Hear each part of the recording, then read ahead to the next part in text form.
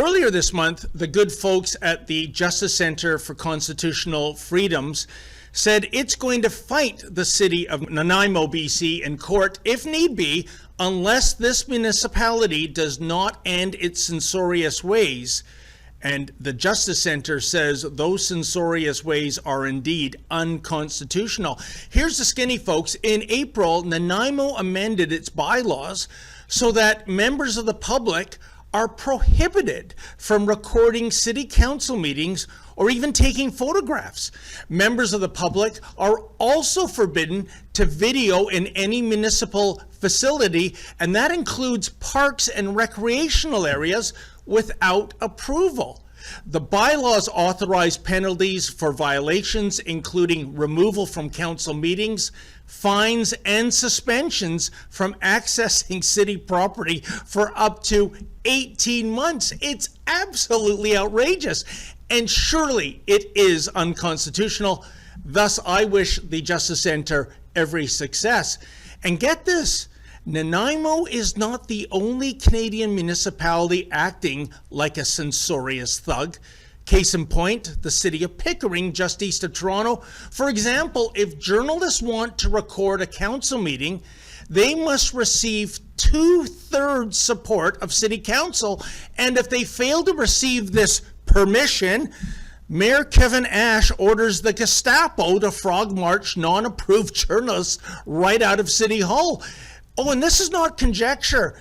Check out what happened to Rebel News in Pickering last year. You're not allowed to come back in. So you've complied, but now you're being trespassed from the premise. And for how long? 6 months. 6 months. And joining me now is the one lone voice of reason on Pickering City Council, and that would be Lisa Robinson. Lisa, I know you object to your city's censorious behavior. So a couple of questions. One, why is Pickering, and by extension Nanaimo, doing this in the first place? And secondly, do you think maybe the Justice Center will be victorious and that would set a precedent and Pickering might reform its censorious ways? Yeah, hi David, great to see you again. Great to see you. You know what? I really wish the Justice Center, I really do wish them all the success in this, because we do need to get a case precedent going, because what's happening not only, you know, in these local municipalities, but I mean, it's municipalities all across Ontario, probably even all across Canada, you know, and what they're doing is they're shutting the people out. They don't like what the people are saying, and they're afraid of them, it seems. You know, they don't like to have the confrontation. Like, you know, case in point here at the City of Pickering, you know, we brought in these draconian measures because people were starting to challenge the narrative. Yes. And the mayor and staff didn't like it. So then they started saying, like, you know, oh my goodness, you know, I'm fearful for my life and everything else. Oh, they did.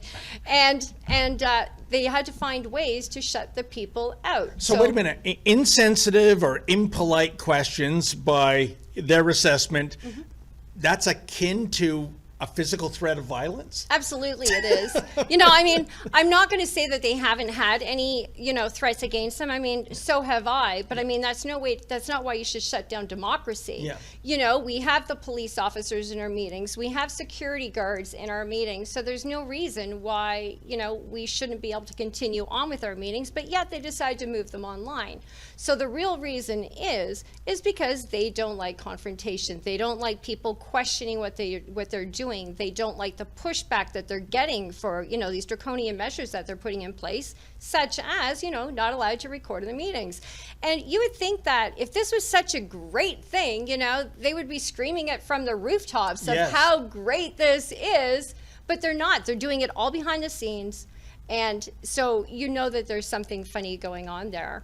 And Lisa, what does it say about the fact that it always seems that independent media, such as us here at Rebel News and others, we're the ones, you know, frog marched out by armed police officers of a council chamber, which is perverse because the GTA, as you know, is having a record crime wave, yet there's so many police resources at the ready for decorum at a Pickering City Council meeting.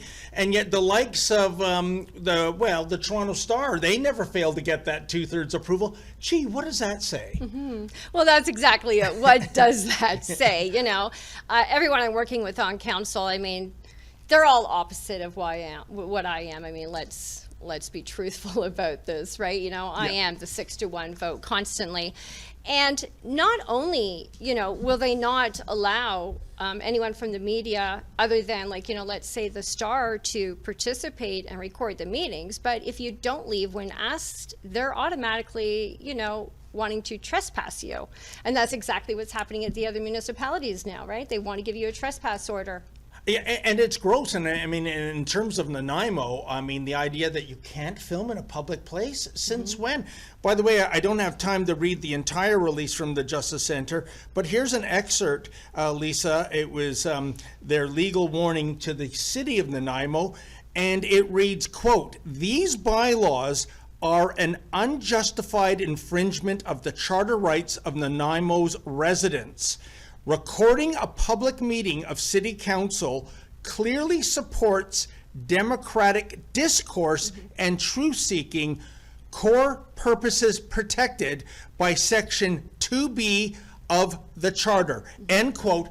Well, there you go. If the Charter is offering protection for this, how in blue hell did the likes of Nanaimo and Pickering think that their municipal bylaws supersede the Charter? Well, that's it. Like, you know, they put in a lot of draconian measures at the City of Pickering that they think supersede the Charter of Rights and Freedoms, including their Code of Conduct policy, which we can talk about another time. But with that, you know, the thing is that a lot of people don't understand is that the City of Pickering, when they put through a draconian measure like this, I'm going to call it a draconian measure where you can't film, like, you know, in a public office building for your own rights, you know, they take that and they give it as correspondence to other municipalities. Yeah. Right? And also the CAO, like, you know, she'll meet up at, like, you know, a conference with other CAOs, or the city clerk will meet up at a conference with other city clerks. And what they do is they tell everyone what's working. You know, so if somebody's saying, oh, you know, we don't like it, the residents are coming in, they're talking back to us, they're not listening, and it's like, oh, well, you know, what we did to solve that is we just shut them out. You know, we don't allow them in, or we went to virtual meetings, or, you know, we don't allow them to film in public anymore. And all of a sudden, that starts spreading to other municipalities. You know what? I think you're right. I think this is a template for other municipalities of, you know, you've got some cranks, so to speak. You got some people asking impolite questions. You got some nosy independent media types. We have the solution to shut you down. The only thing is, at least according to the Justice Center, might be, you know, unconstitutional. One last question, Lisa. Let's say the Justice Center is successful in getting Nanaimo to revoke these egregious bylaws.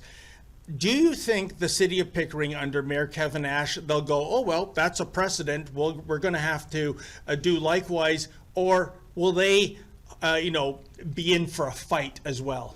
Yeah, no, they definitely will not follow suit just on their own accord. No, that's never going to happen with the City of Pickering. They stick to their guns. They dig their heels in.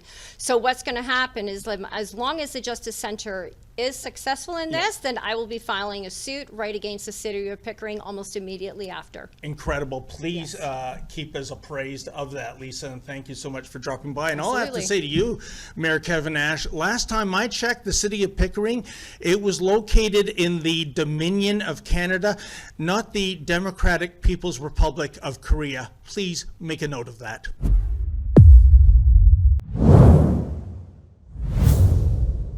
Hey folks, I know you love it when Rebel News tells the other side of the story. That side of the story you are not going to get from the legacy media. But you know, unlike the legacy media, Rebel News does not receive a single nickel of taxpayer funding. And that's where you come in. Can you help me out here? Can you go to rebelfieldreports.com? That's rebelfieldreports.com. And if you're able to, kindly make a donation.